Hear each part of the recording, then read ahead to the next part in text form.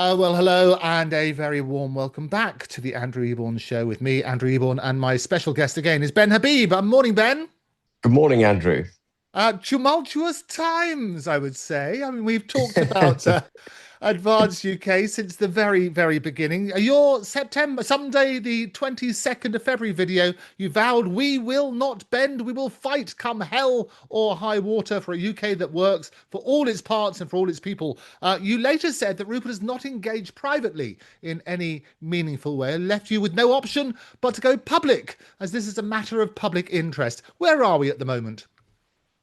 As between Advance UK and Restore Britain, you mean? Yes. Is that yeah? So nowhere really. Advance UK will continue to do its thing. We have very nearly 40,000 members. We are putting together serious policy in a coherent, holistic manner, which, as you know, Andrew, because you came to our conference on the 7th of February, will end up with draft legislation before the next general election. We aim to put together a portfolio of draft legislation which will deliver this country to safety.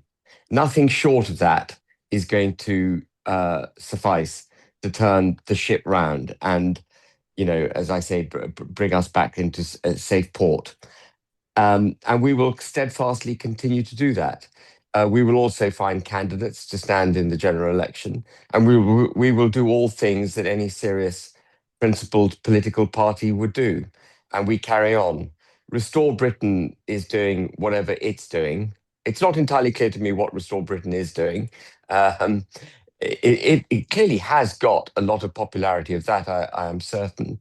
But I'm not sure whether it really has the foundations and the ingredients required to form a government, or indeed the policies, in a serious way, as we are.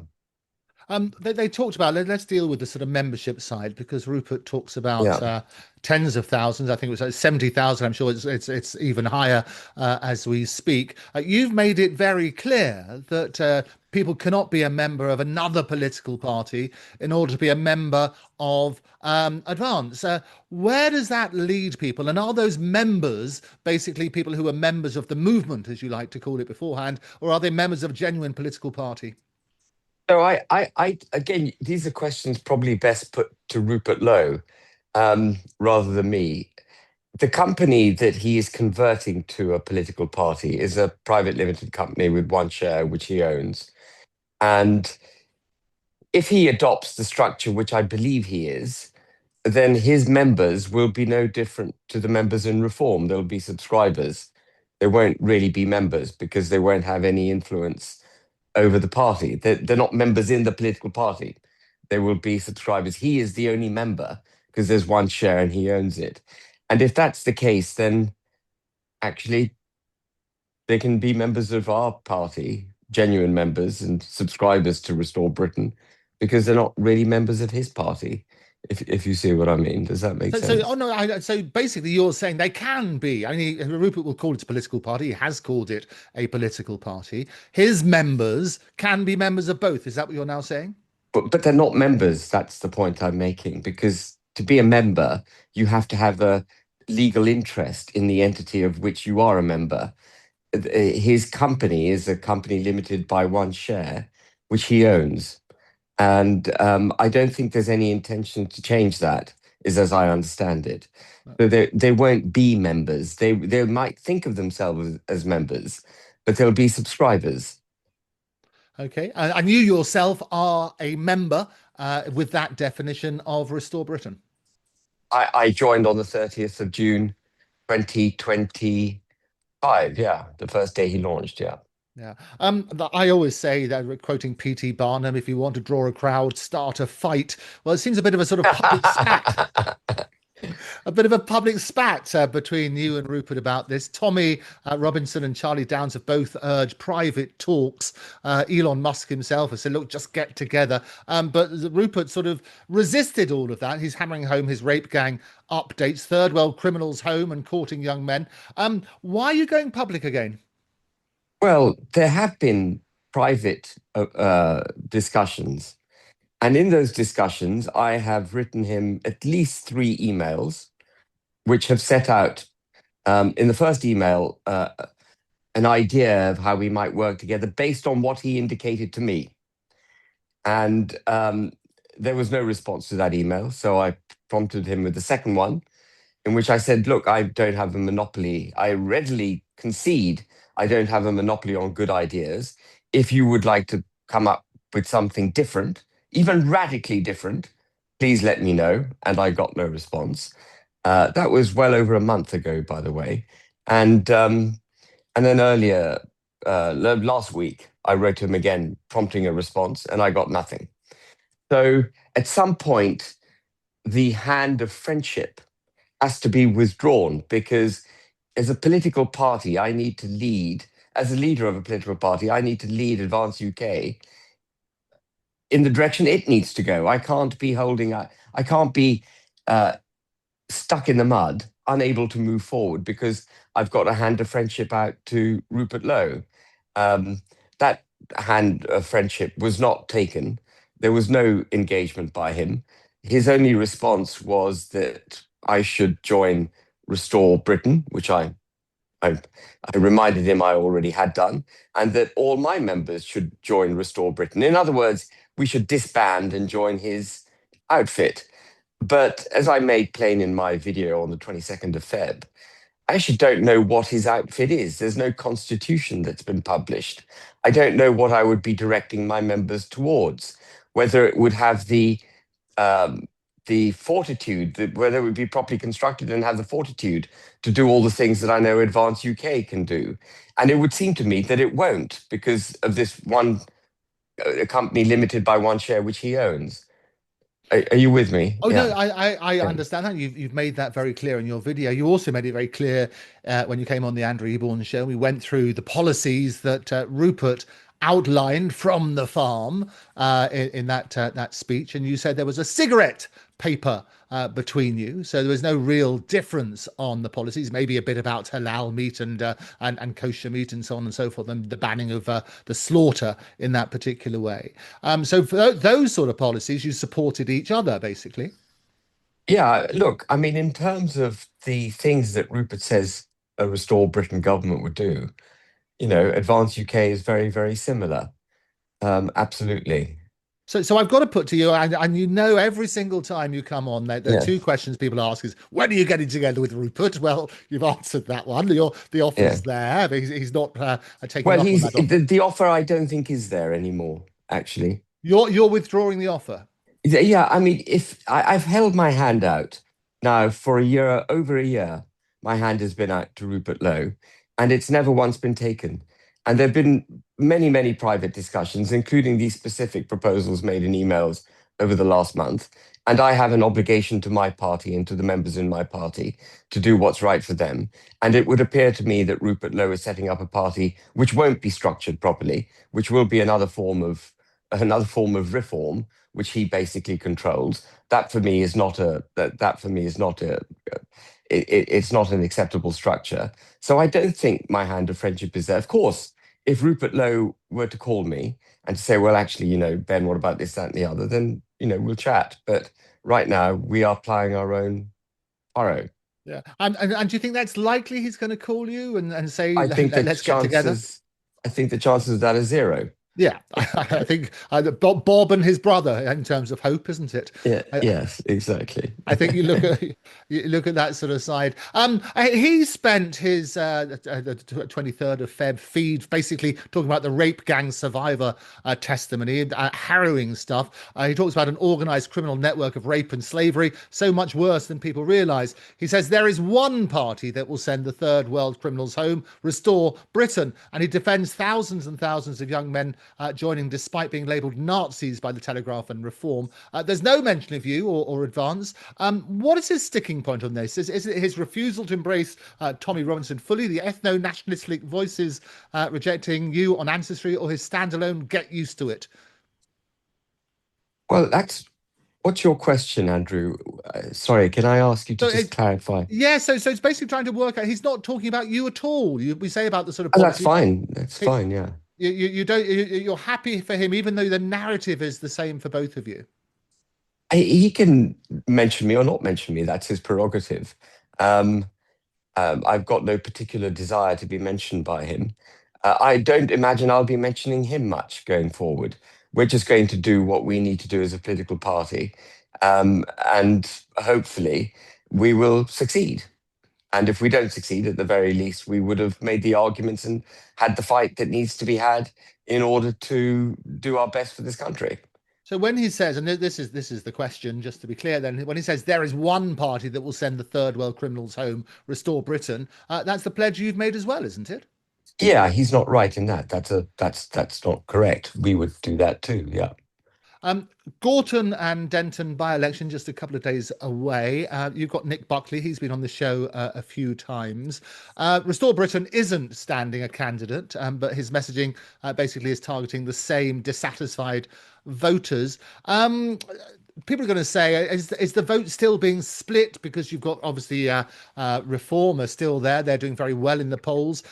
Where are you on that? I mean, in terms of, again, I always ask you about the splitting of the vote. Now you are basically going your own way.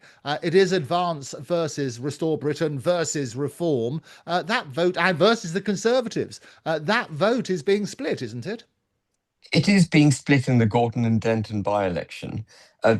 Restore Britain is not standing in that by-election. Only we are. Um, and it's been conspicuous the lack of support we've had, perhaps from Restore Britain, given the hand of friendship that had been held out to Rupert Lowe. He could have endorsed our candidate. Matthew Goodwin is not the answer for Gorton and Denton. Matthew Goodwin is a peculiar individual. He comes from the far left-hand side of politics. He used to write articles alongside Hope Not Hate, which you know is a far left activist group that likes to denounce anyone who believes in a sovereign United Kingdom. Matthew Goodwin is of that ilk. He claims that he's had a Damascene conversion to being right wing. I don't believe you can go from the far left to the far right. He's a political opportunist. He's a pollster. That's what he does on a day-to-day basis. And he's realized that Reform UK are doing well in the polls. And so he's got on that horse. He would be an extremely bad MP for Gorton and Denton. Nick Buckley, on the other hand, who is local, who's run a charity there, who has campaigned and done so successfully for the area, Gorton and Denton and the area around it. In his entire life, he's got an MBE for the efforts he's made, would be a brilliant MP for Gorton and Denton.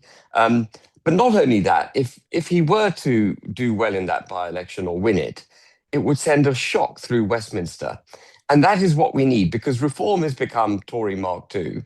And we need, sadly, to send another shock through Westminster to wake people up, to start doing what's right for the country, to adopt a much more advanced UK agenda. And only that way will this country have a hope of being saved. Yeah. Tommy Robinson, you were the only politician to stand with him on his stage on Yeah. that Freedom March. We were there. We were filming you. We interviewed everybody on that day. Tommy, however, has now backed Matt. What's your view on that? Well, Tommy backed Matt Goodwin before we declared Nick Buckley was standing. And Tommy has been silent since then, which is a shame, but Tommy Robinson is his own man and he can back whomever he likes. I think what's interesting is that Farage has spent so much time denouncing Tommy Robinson, but he hasn't had the guts to do it once since this by-election kicked off. He's kept his mouth shut because he knows that Tommy Robinson endorsing Matt Goodwin, it improves Matt Goodwin's chances of getting votes. Yeah, it is interesting. But you must have spoken to Tommy about it and urged him to come out in support of Nick. I haven't actually. I haven't. I haven't urged him to come out in support of Nick.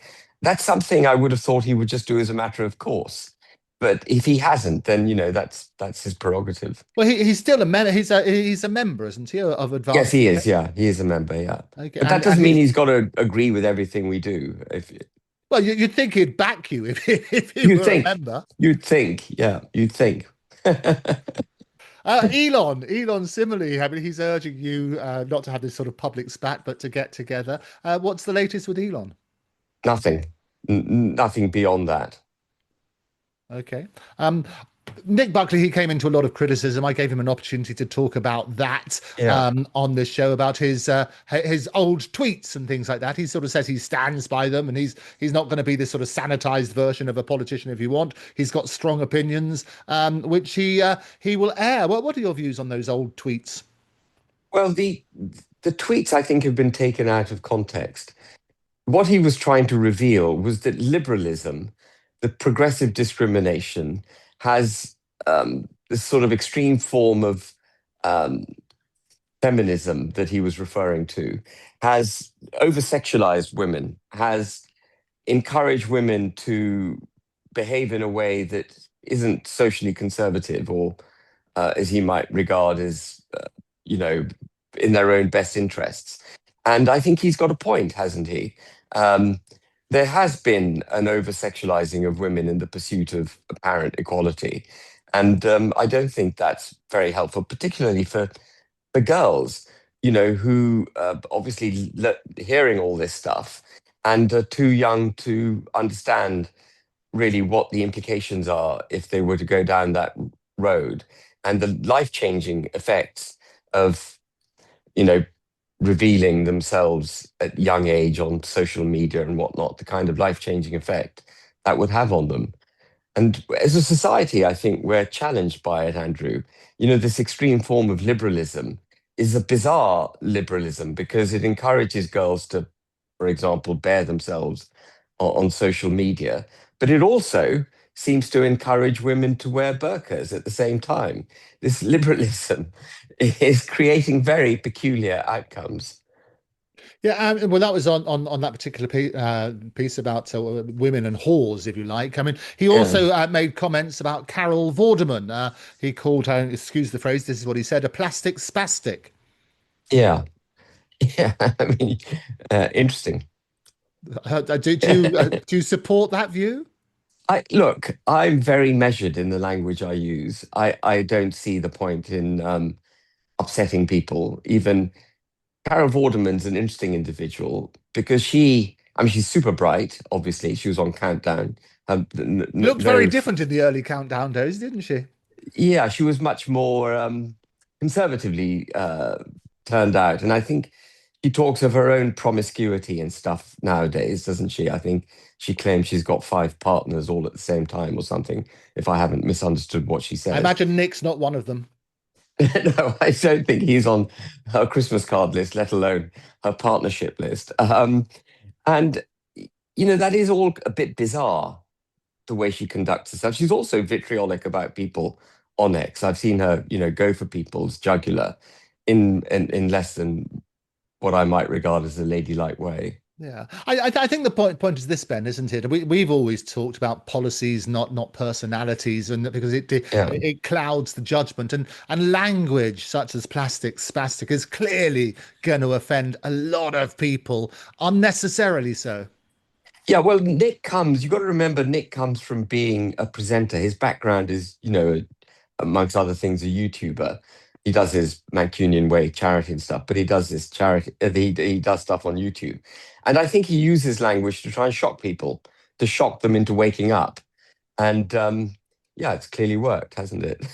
Well, as you say, let's get away from the clickbait. You work on that sort of basis. The Yeah. other one was Anthony Joshua, calling him a racist. What are your views on that? I didn't see Anthony Joshua calling Nick Buckley a No, racist. the other way round. Nick Buckley called him a racist, called Anthony Oh, did Joshua a he? racist. I've Yes. missed that. I missed all of that, I'm Yeah, afraid. I think Yeah. that the problem is this is when people's it's sort of reeks of hypocrisy sometimes, isn't it? Because you and I have always said we don't like those sort of labels because it shuts down debate, and there's so many important issues to be discussed that if you shut down debate in this way by throwing around those labels, it basically devalues the argument, doesn't it? Yeah, I can't bear clickbait one-liners, sound bites designed to shut opposition down. I can't bear it. Well, And there's a it's dumbed clickbait down. statement in itself. I can't bear clickbait. I'll put that out. But it's Okay, dumbed let's move on down. from Nick because It's dumbed he's down spoken politics, about it. hasn't it? Yeah, he's Yeah, spoken about some very important policies in there. He's offered to yeah. finance them himself, such as on knife crime and so on and so forth, having more accountability, holding more meetings, all of which is good stuff. Going back to Restore and advancing the possibility of a merger, which seems off the table at the moment. Are there any red lines for any merger? The red lines for me are that um, when I was talking to Rupert Lowe, when I wrote those emails countenanced um, effectively the constitution of Advance UK being applied more broadly across Restore Britain and Advance UK. Advance UK, if we were to come together, Advance UK is a democratized party. The membership are genuine members. They can remove me as leader with a simple majority vote. The college that I've set up, which is this body of capable people, the intellectual ballast of the party, the non-executive voices that will keep me, the leader, in check. They provide the checks and balances in the party as well as helping us produce policy. All of that would have applied to a merged entity. Now, not all of it needed to apply to a merged entity. Different things could have been deployed. But a red line for me is a party owned by one guy, in which one guy is the dictator. And it appears to me that that is how Restore Britain is structured. It, Rupert Lowe will be the dictator in charge of Restore Britain. And that is an untenable situation in my mind for a political party. It flies completely in the face of all the arguments being made in favor of restoring British democracy without having democratic accountability in your own party.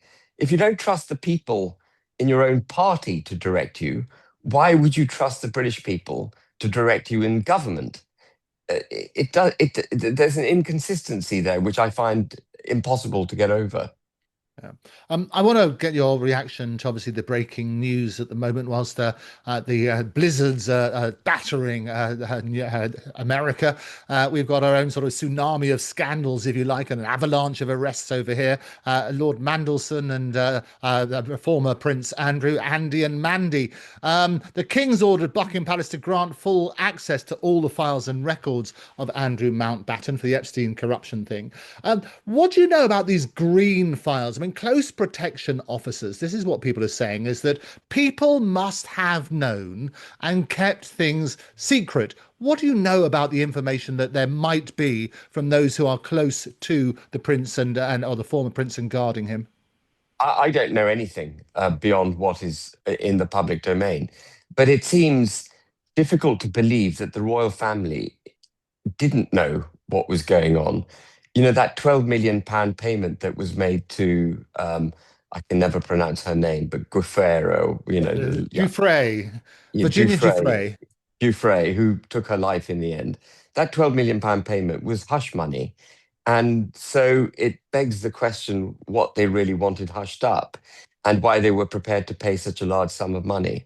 I think the royal family does have a lot of questions to answer. Andrew, now that he's been arrested, and Mandelson, now that he's been arrested, I suspect they're going to sing like canaries. Yeah, Um, yeah.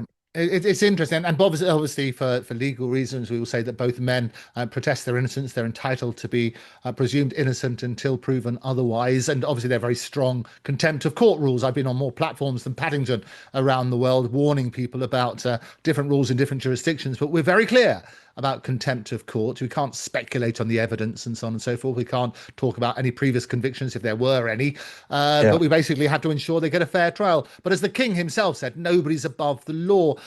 What I understand is that beyond protecting their principal, police, close protection officers, they also record and report on the behaviour, associates and activities. They obviously need to check them out, particularly anything that could compromise the individual or pose a risk to UK security. I would have thought that's inevitable. Apparently there are handwritten notes in a green file that are held and basically passed up the chain of command as appropriate. People have been talking about these. They're worried about the consequences in case police officers are accused of covering things up. You presumably would agree with me that sunlight is the best disinfectant. Absolutely. There should be no stone left unturned in this investigation. The thing that I find really peculiar is that the Department of Justice hasn't made public every Epstein file, every Epstein communication. Why are they doing it in phases? Just dump the whole thing in the public domain. I mean, clearly it's a matter of national interest, Well, of course it British national interest and American national interest. It needs to be in the public domain. absolutely, and there's, all these sort of theories of conspiracy theories, they thrive in a vacuum, don't they? Yeah, absolutely. It should all be made public. Okay. Chagos, I know you've been a strong advocate about that. The handover deal is collapsing after Trump's repeated do not give away Diego Garcia. Where are you on that? Well, the lady who's made such a massive impact on this is Claire Bullivant, who heads up the Great British Political Action Committee. And she's brought a judicial review against the government's treaty on the basis of human rights, the Chagosian people's human rights being abused as a result of that deal. And that judicial review is still going through the courts. She's also established a government in exile, headed by a guy called Misley Mandarin, he's also the complainant Yeah, on the human he's been on the rights. Andrew Eborn Show talking all about Has it. he? He's a Yeah, brilliant guy. yeah, very And good. then he's gone out to Chagos and they've tried to evict him from there. And the Great British Political Action Committee brought an action against the eviction notice, which prevailed. And he's now got the right to stay in Chagos. So and Claire's been organizing letters to Trump, repeated letters to Trump signed by politicians on this side of the Atlantic, including myself. And she's been phenomenal. And it looks like eventually her efforts, together with other people's efforts, obviously, I know Boris Johnson has been involved, Liz Truss has also been lobbying the president, seems to have eventually hit home. I suspect also the president's realized with his impending, what looks like an impending attack on Iran, that Diego Garcia is going to be increasingly important for the United States. And someone in his defense office may have tapped him on the shoulder and said, listen, buddy, you don't want to lose that. And so he's woken up to it. And I hope that that Chagos deal collapses. I hope that that overseas Indian territory remains under British, as a British protectorate. Yeah. In terms of President Trump, I mean, he's obviously an interesting character. Let me put it that way. If you were Prime Minister elected in the next election, well, he wouldn't be there, but what would you do? How would you handle somebody like President Trump? I would be very close to him. I would get close to him. I would get under the skin, if you like, of the president and understand him and make sure he understands me so that he is completely comfortable with the direction of travel I was moving in with the United Kingdom to the extent possible. Obviously, I've got to do what's right. I would have to do what's right for the United Kingdom. But I suspect his policies and our policies under an advanced UK government would be very similar. And I'd want to get very close to him. Apart from anything else, I think as the UK, if the UK gets a government like an advanced UK government, the things that would be required to be done are going to cause a lot of consternation in Europe. Europe is going to hate, the EU is going to hate a pro British government. And we would need to be close to the Americans so that we could take on the challenges that Europe would throw our way. Okay. Finally, then, I know you say you're not going to be reaching out to Rupert anymore. I know he will be watching this. If this was one final plea to him to unite, what would you say? I'd say, Rupert Lowe, you know that we're stronger together than we are individually. He knows my own personal strengths, though I don't need to be part of any merger. He knows my own personal strengths. He knows the phenomenal stuff that we've been doing in the party. He knows that actually he has his own obligation to our members, funnily enough, because there's a big crossover between members in our party and his party. And it would be sensible and correct thing to do. But that is up to him. I've done everything in my power to make it happen, and I'm not doing anything more other than leading Advance UK in the direction it needs to be led in order to do what it needs to do to deliver for this country. And finally, people watching this will turn around and say, well, there was a cigarette paper between the sort of policies, as you say. Yeah. Um, You've basically said today that as far as you're concerned, that's the end of the discussions unless Rupert does pick up the phone. So Advance and Restore Britain are going their separate ways. What would you say to voters as to why they should support Advance UK as opposed to any of the other parties on the so-called right? Well, the Tories are not on the right. They're kind of Liberal Democrats. Reform UK, Tory Mark II. So you can take those two straight out. Then it's a playoff between Restore Britain and Advance UK. And we just need to see how Restore Britain emerges. It's too early to judge it. But if it is a company entirely controlled by Rupert Lowe, then I don't think it's going to do well because you can't be a political party owned by one guy. It just won't work. Eventually, it will fall flat on its face. One point of weakness, something goes wrong, makes two or three bad judgments. The whole thing just collapses. You've got to have a body of people round you. There's no body of people around Rupert Lowe. He had Starkey. Starkey's gone. He had Susan Hall. She's gone. He's got a bunch of young Turks, most of whom are under 30. Some of them saying things on social media and in the airwaves which are frankly unacceptable in my mind. They're out of control. Their language is not temperate. Their language is not worthy of a government. They've got to be very, very careful, these young Turks. Most of them are now unemployable, I would say, in commerce because of what they've been saying on air. And not that that should constrain them from saying what's right, but the language is wrong. And it's a bit concerning. Okay. Ben Habib, as always, thank you very much for joining me. Thank you.